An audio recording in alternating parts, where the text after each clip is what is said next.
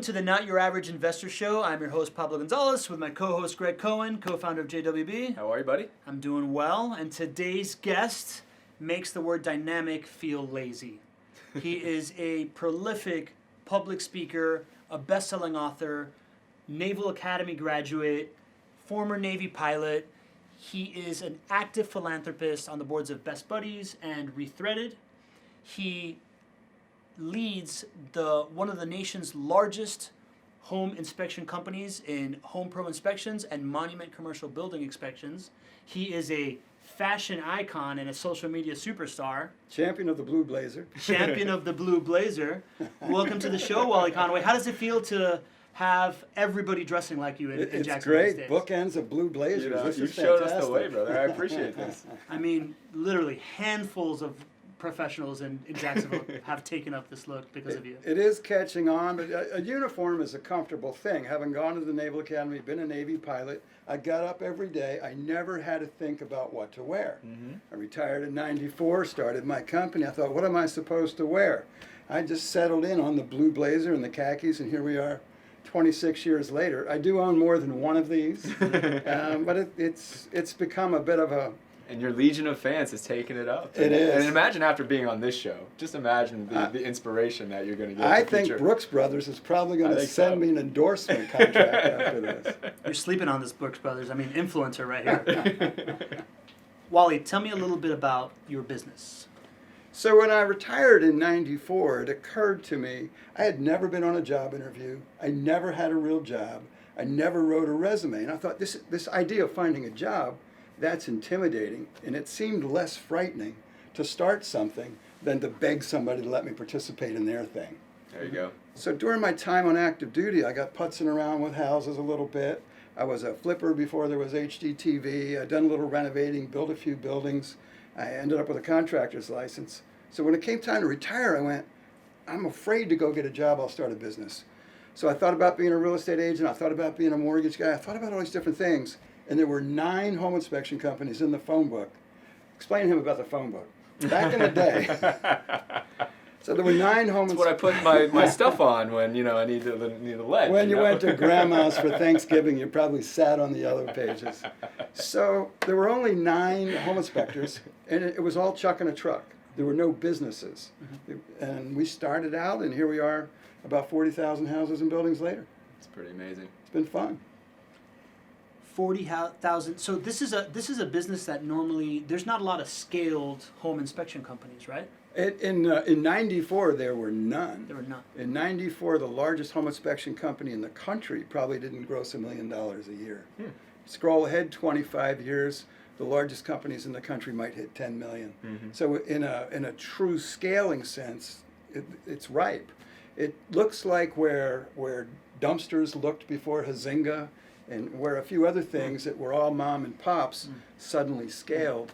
We're ripe for that over the next 1 to 5 years. So you make it sound like it was less intimidating to start a business than it was to go out and get a job, but we've all started businesses here. Well, it takes a certain amount of guts. This is rare air, but yeah, it scared the hell out of me. I mean, now I know you were certainly employable. I mean, what did you look at when you said I'm going to start a business and said, This is going to be an opportunity that is going to allow me to wear blue blazers for the next 26 years. What attracted me to the home inspection side, to be very honest, was a zero barrier to entry. There was no capital required. There was no licensing required. I had a flashlight and a clipboard. Went out and got some business cards. So we're talking, $50. I was all in. Nice. It's no longer quite that way. Right. But that was why. Hopefully they've built up huge barriers of entry now, since you're well established. Well, we went from, I was number 10 in the region. Yeah. There's now more than 1,000 licensed home inspectors. Oh my goodness. Within 100 miles here of the JWB World Headquarters. Wow. Yeah. But there's only one that we go to, Wally. Well, I'm grateful for that. It's been a good relationship for a long time. Yeah. I have to assume that one of the reasons why you have done so well is because you're such a master marketer, right? Like I see you, I see everything from this blue blazer. To me, this is branding, right? Like certainly so. Right, and I see you in the media. I've seen you. I know that you have a history. You have some kind of like correlation to radio, and you have a radio show, and you have this other show. Can you tell us a little bit about that and how you kind of progressed from being a home inspector that's a clipboard and flashlight guy to an on-air, on-screen kind of We personality? still have flashlights, just Yeah. for the record. They're LEDs now. Yeah. But really, it was a mindset position. The traditional home inspector from back in the day was transitioning from the trades into home inspecting. The tools started to get heavy, and they wanted to do something different. I was the outlier. I was a Naval Academy graduate, been a Navy pilot. I was interested in it. I didn't come from that same place. But I did come from a place of learning and talking and speaking and whatnot. So it was a whole different approach. So while the traditional home inspector would see, how many new books can I read about the electric panel? I was reading E-Myth. I actually had lunch with Michael Gerber the year I started the Yeah, company. you mentioned that. What So an honor. I was reading business development books and personal development books and marketing books. J. Conrad Levinson, Guerrilla Marketing. I've met him and was on a team with him at one point. But I was reading those kinds of things, and I started doing things that were ludicrous in the home inspection universe, yet were normal in honest business development. So that's how it started, just reading and thinking a little Did different. you ruffle feathers in the home inspection world at that time, since you were doing things that were different than the normal? Not at first. No. It was, back at that period of time, everyone was collaborative and helpful, and everyone loved each other. And then when an individual started to rise above the pack, well, then you weren't so cute and clever and fun anymore. Right. Then you must be doing something wrong. Yeah, right. So you've been through this. I know you've been through this. Yeah. If you're evolving in a peer group Yeah. and you start to distance the peer group, they have to come up with a reason why. And that why is usually, or often, casting a negative in your direction rather than looking inward and say, what can I do to compete with JWP? I mean, it happened pre-social media? It did that? Wow. Yeah. They put soap on your windows. And nowadays, it's pretty easy to become your own media company because of social media. But you did this before that, right? So, like, how did you kind of pierce that veneer of getting this kind of coverage and understanding how to got get it? lucky and said yes. Okay. You know how that goes. Yeah. Luck comes your way, and some people say no, and sometimes you say yes. Sure. So I had a home inspector buddy in Falls Church, Virginia, who was asked in '99-ish if he wanted to host a show on HGTV. And he said no, but he knew some guys who might, and I was one of those guys. So I got invited up there. We screen tested for a show called House Detective, and they didn't pick any of the home inspectors. They picked some young cute guy with a pompadour, and then discovered he didn't know anything about houses. So they suddenly were then reaching out to guys like me. So I get a phone call. The lady's name is Angela Murr, the producer at HGTV. She still works at Scripps. And she said, "Hey, Wally, it's me. We're looking for houses in Jacksonville." I said, "Okay." And they were going to Miami, your hometown. They were going to Miami. They had 4 houses set up to shoot. They were one-day shoots. And she said, "We need 1 house for Monday." I said, "Okay, ma'am. I'll find 5. Come on down." She said, No. We want 1. I said, "Okay, I'll find 5. Come on down." And she said, "One more time, I'll tell you this slower. We want 1 house in Jacksonville." I said, "Okay, ma'am, slower. I'll find 5, and you pick the one you want." And she said, "Okay." I picked her up on Sunday, toured the 5 houses. They canceled the Miami shoot, and I did 4 more years on HGTV. Wow, I had no idea. Yeah, so that was it. It was a dumb luck, yet I was, whatever you might call that, assertive, or I was very Pablo-esque, I guess, at that point. Pablo. I was Pablo-esque before there was Pablo. That's high praise right there. But that's how that happened. So were you strategically looking for opportunities there? Like, because that's a huge leap to take for somebody who's Yeah. not, we actually were auditioning for Flip This House and a few of those shows as well. And I remember Did a cute guy get the job? some other cute guy with Some other cute guy. Did you hear what he said? Another cute guy. Pompadour, is that what you called it? What was that thing that you were telling That me? little updo thing you got in the front? Yeah, oh, okay. That's a Pompadour. pompadour. Good. Glad that I nailed that. Yeah. You were aware of that, right? Yeah. I thought it was Spanish. Okay. So, but when that opportunity was coming, my business partners were more ready to jump on it. I wasn't. Yeah. I was probably that guy that was going to say no, although we wouldn't have known because they didn't pick us. Yeah. So it takes a real kind of strategic and being open to that and that type of a role change for you. Was that always the vision for you? No, strategic was real flattering, but thank you. It was more like, oh, that looks cool. That'll be fun. Let's go see what that does. And you both know this. You've learned this through your own careers. When you say yes to media once, and it goes well, and the media people understand, wow, If I got a question on housing rentals, if I call Greg, I can get my one-liner, I'm in, I'm out, you can show up and get it done. You know the same thing. And that started to catch on, that said, hey, if we call Wally, he understands the drill and it gets done. Making it easy on them. Exactly. Absolutely. Yeah, it's not about whatever's my agenda for that particular show. My agenda has to be causing that news person or that producer their job to be easy and them to look great. And the other thing I tell them is, I will never embarrass you. Yeah. So You just embarrassed me.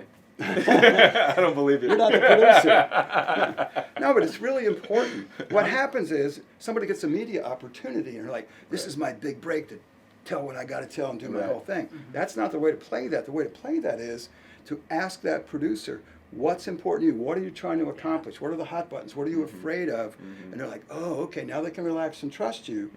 And then you say, and here's my agenda. Can you please put my website link in the back end? Can I mention this? Can I introduce you to Pablo or to Greg or whatever? And you just develop a relationship. It's no different than any other business opportunity. It's relationship building. Bring value, be of service, and you get called to more. In right? some circles, they call it connecting. Connecting. I with do. Pablo. Who says that? This is not a Connect with Pablo show, Wally. This is the JWB. I know, but show. nonetheless, connecting is important. I agree. Again, bringing value to everybody else. So Wally, makes a ton of sense, right? You get this opportunity, you continue to parlay in regular media.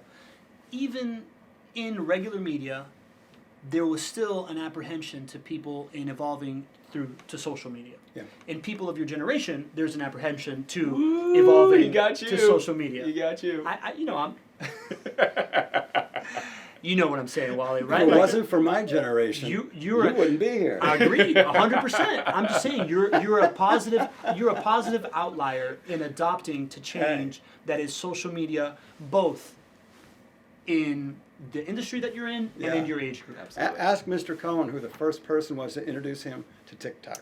Wally Conway. We just did our first TikTok right before getting on camera here. He's inspirational. Oh, that just happened. Yeah, that just happened. Oh, that just happened. Amazing. I think So that's talking that's about- a copyrighted statement, by the way. Is it? So, did social media come naturally to you? Like what was it an eye-opening thing? Did you get it immediately that social media is the same kind of leverage point that you had in regular media, or how did you evolve into understanding how to I use that? can't honestly say it was strategic or a breakthrough. It came onto my radar. I had already done other simple media things, so it wasn't frightening. It was, just dump this into there. And repurposing, as you both know, is so critical. Right. You do one thing and leverage it across 20 different places, or cut it into snippets, or cut it into stills. So it's do one thing, repurpose it, and the more channels you can repurpose in, the more leverage you get without doing any additional work. Of course. That's what the Biz Bros here are really good at as well, Yeah. by the way, who I want to introduce you to. But I want to talk also about, so, I know you well, Wally, so there's all this value that I'm trying to download from your brain, and I think that this media savviness and social media savviness is one piece. Another piece that I think is really, really valuable is how you use your philanthropic efforts. When I first met you, kind of at the end of the conversation, you told me that you're this philanthropist, an aspiring philanthropist, even though you're an arrived philanthropist. But then I found out that you have this whole strategy behind how you approach philanthropy, and I would love for you to talk a little bit about that. Well, I was involved in a mastermind group at Keller Williams World Headquarters down in Austin. And one of the participants in that was Jay Papasan, that wrote The One Thing. And he came in and he had 90 minutes to speak to us about philanthropy. And it was a head scratch when I'm thinking about it. Like, philanthropist, I'm not Bill Gates, just a guy in the neighborhood, not a philanthropist. And when I listened to him explain it, I totally understood it. And I came home and I announced to Tanya, honey, we're philanthropists. and you and I have done some interesting things together. And what you realize, no matter the size of your budget or the size of your platform, you can influence more people to do more good than you could ever do independently. So Pablo was involved with me with Best Buddies. We raised over $250,000 in one night. No way. We had a boatload of fun. We did a boatload of good. We met wonderful people we would not have otherwise have met. And my individual ability to donate $250,000 would be 3 lifetimes. Right. And once you get that mindset, and I can teach that, once you get that, you do incredible things. It's just fun. Absolutely. And nicer people hang around you. Yeah. Totally. I mean, my life has very much been enriched by getting into this. But I want to talk a little bit more X's and O's of how you do it, right? Okay. You kind of have these like buckets that you approach it by. Yeah. And talk to me a little bit. So it's about establishing a budget and a super conservative budget. Let's make believe it's $1,000 a year. Mm-hmm. Virtually everyone, certainly anyone that we regularly spend time with, could do $1,000 a year. Break that down to $100 a month. It's basically a cup of coffee a day. And imagine a circle, a pie. And one half of that pie is your one thing. It's saying, this is the most important cause to my heart. Mm-hmm. And this is what I'm going to do with one half of my budget. Mm-hmm. So let's say that's $500. So for me, that $500 is going to Best Buddies. Mm-hmm. In that next quadrant, there's 25% of my budget. That's $250. And I break that into 5 and say, what are my next 5 things? For me, it's WJCT, Wounded Warrior, Rethreaded. I've got my list of 5. And I go, okay, that's that. And now there's $50 going over there. And that next quadrant is the power quadrant, is the always say yes quadrant. So if you can imagine, and most of you guys are in the same scenario, once a week somebody says, can you? I just go, yes, send me the link. And it's $5. And I never say no. What happens is by always saying yes, you create reciprocity.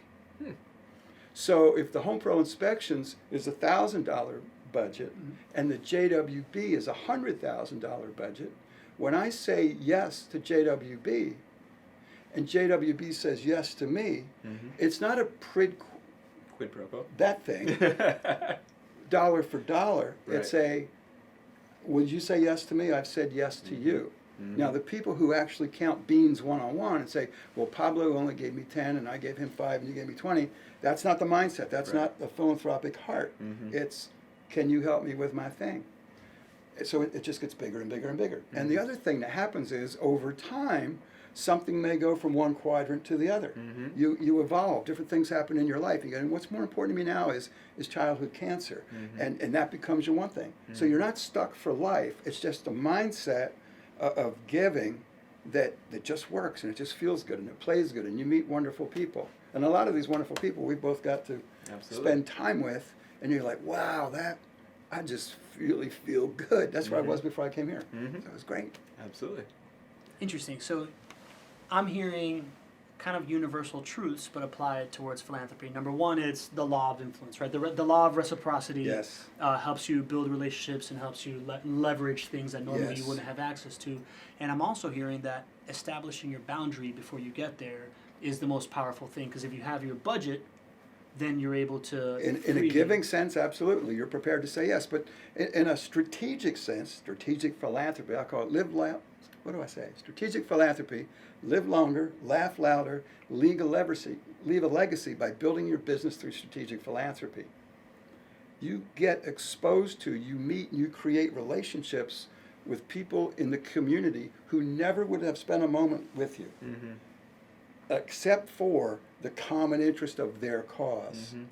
And you get to say yes to their cause. They say yes to you, and it's just, It just bam. feels good. It just feels good. It's great. And I know you're both involved because we've been involved in things together. But there's nothing more powerful to share and grow in your business. It's more important than social media. It's more important than becoming a media maven. Is get involved in the community in a positive way, and not in a selfish, thoughtless way. But everybody is moved by something. Absolutely. And it's either people, pets, or the planet. I divide them into 3 groups. That's good. Right? It's a cause related to people. It's a Yeah. cause related to animals, or the planet could be buildings. It could be a particular tree or whatever. Just say, you know what I really feel for? No, what do you really feel for? And get involved, or reach out to somebody who is involved. And the next thing you know, they say, well, what is it that you do professionally? Oh, I do this. No kidding. Let me help you here. And that's not dishonest, or it's real honest. Yeah. Well, you're constantly putting yourself in a position. A couple of things have jumped out to me to be able to say yes. Yes. Right. And we were talking about that on the marketing front first. Yep. Now we're talking about it in the philanthropic sense, right? It's putting yourself in a position to be able to say yes. Part of that is thinking through budgets, or which of these organizations I want to make my 50% or 25% and whatnot. Yeah. But if you constantly put yourself in a position to say yes, after doing this for many years, Wally. Generations. and generations. You wind up with the level of It's success. like Carl Sagan over here. Billions and billions of years. Lifetimes and lifetimes. No, that I think is a Maybe couple we'll of all things do sit-ups when we're done here. I knew he was going to try to take his shirt off. Doesn't have to get competitive. Yeah, man. I find it brilliant, right? Like, I find the way that you approach it to be brilliant. To me, I had learned this early in my professional career that you can just get into the room with people that you normally wouldn't be able to get into the room with if you approach it from a level of service, the same way that you approached the producer. Now how you approach Philanthropy, and Having you can fun network doing good. Yeah. And it's obviously been very successful for you, Wally. I have to assume that you're a client here at JWB as well. I am. And I have to assume that you probably have some kind of strategic plan of how you diversify your investments and how you approach that. Can you kind of talk about how you see investing? And how I got you to see tell you planning the for future? backstory. I've not told you, and you may not know. Yeah. I'm going to guess it was 07. Frat boy Alex comes into my office. Our president. Yeah, and I believe the connection was made by my daughter Joyce. Yeah. Who knows you guys. Yeah. And will you talk to Alex Safakis? They're starting this company. And No way. Sure, I will. He sits in my office, and he describes to me, and you could probably figure the year. I'm almost certain the goal for the year was $30 million in acquisitions. Yeah. 06, Who knows? 07, I mean, that's a long time ago with Yeah. that little Yeah. dinky number. And I'm listening to this guy who's how many guys then? 24, 25? Started at 23. 23, 24 years old. And he's telling me the story. I'm like, this is great, man. I duct tape my pockets. And I'll tell you the gospel truth. Within a year of that, I invested over $1 million, 1.3, in new construction that I put into lease options. Oh, no way. And I rode that up on paper to an extra over $250,000, and I wrote it down to zero. Had I taken that potential of $1 million in debt, 1.3, in 07 and put it in JWB, Wow. conservatively, 10 million? Yeah. Conservatively, 10 Yeah. million. I mean, 10% a year times, was it 13 years now? Or if it was in notes, yes, but even more importantly, had I been buying Assets, at that yeah. point, it would have been 5 to 10 times. It would have been a lot more than that, yeah. Thanks. So, you know, you should listen to more frat boys who come in and try to raid all of your So pockets. I think that's the takeaway here. So I had to go broke from that. And then in the recovery, became a note holder, and then they also managed properties for me. Fantastic. What other tools do you use to create wealth? Do you have any other strategies around that?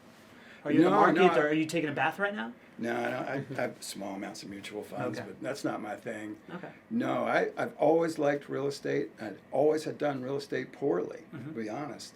I mean, going all the way back to the early days of Jack Sarea and Ron LeGrand and all that sort of jazzmatazz. I was always involved in it. I was always aggressive in it. And there were years where I broke even. Yeah.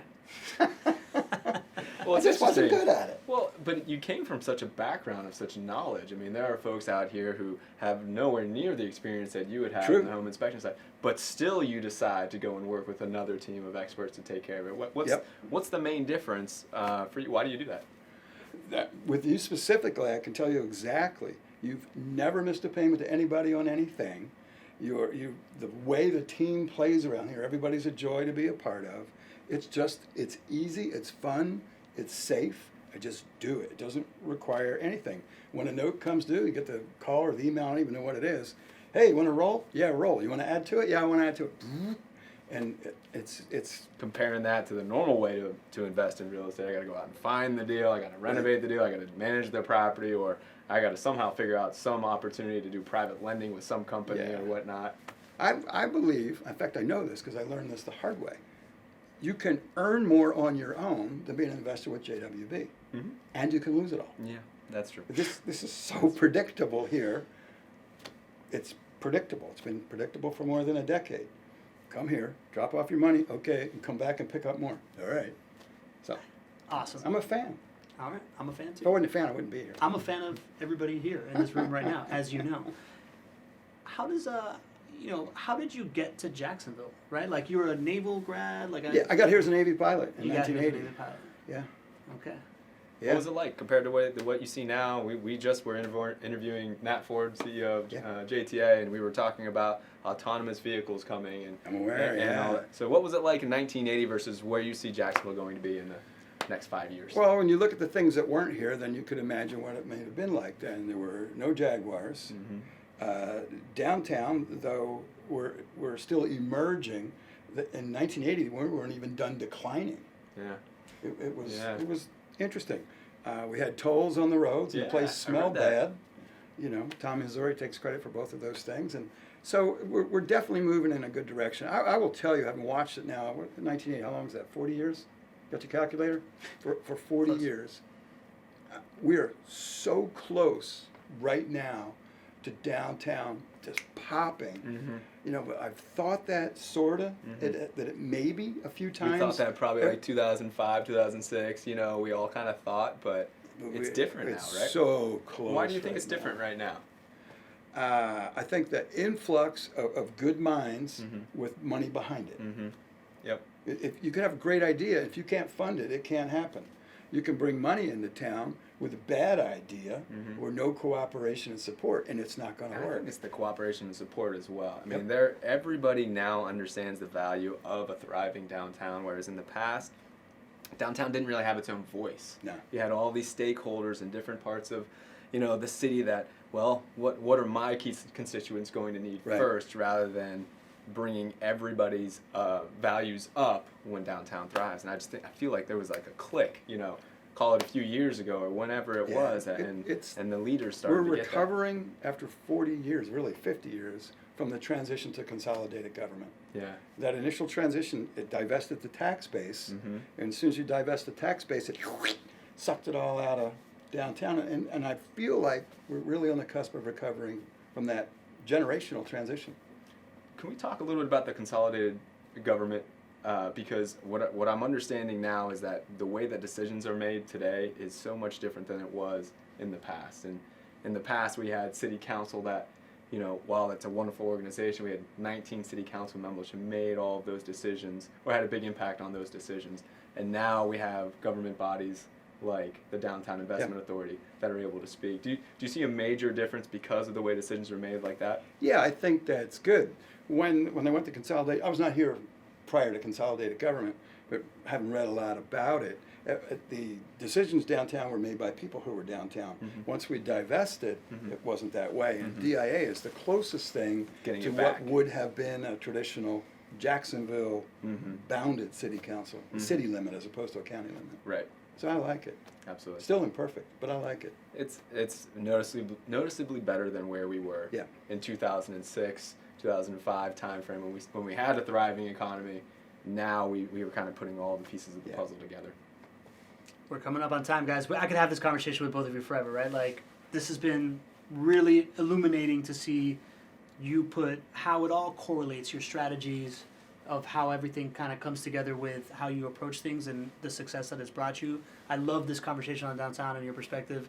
Greg, I'm going to let you kind of take this thing away. I just think this has been a great interview. It's kind of understood the magic of Wally Conway, right? I mean, everything that you kind of... It's the blazer. Well, and you would never take credit, and I know you're quick to deflect, but there's just such a... There's just a genuine want to serve others behind everything you do, and there's strategy behind it, even though you're trying to deflect it, right? It's that putting yourself in a position to say yes and to serve those people. And it's an honor to know you and call you a client, and I appreciate all the trust. Appreciate you both. Thanks, Wally. Thank you. All right.